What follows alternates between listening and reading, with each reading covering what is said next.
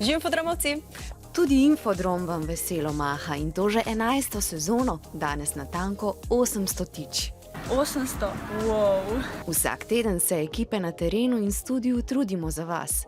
Oddaje skrbno načrtujemo, teme, ki jih izberemo, skrbno raziščemo in se trudimo, da do vas pridejo kakovostne in zanimive vsebine.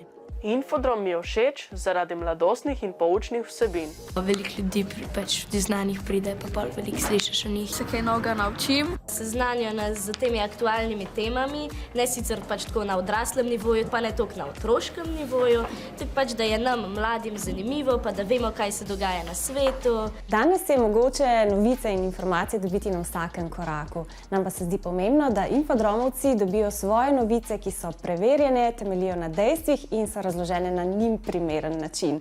Tako na televiziji, kot na vseh naših družbenih omrežjih. Rada ga pa gledam po YouTubu. Infodrom gledam ob sobotah zjutraj z babi. Nekateri pa ga ne le gledate, ampak ste v njem tudi že sodelovali, na terenu in v studiu. Sam sem se preizkusil v vlogi voditelja. Bilo naporno gledati iz kamere v kamero in pa brati to besedilo, pa se naučiti tudi nekaj na pamet. Treme sem imela tudi malo na začetku, ampak pa sem jo kar malo premagala.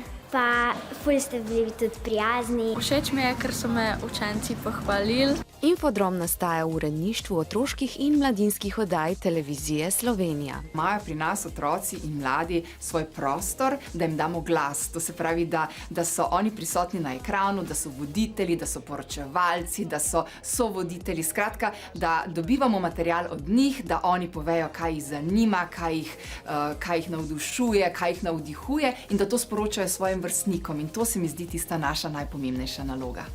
Čestitke za 800 oddaj. In ne bojo še naprej tako dobre, kot so bile.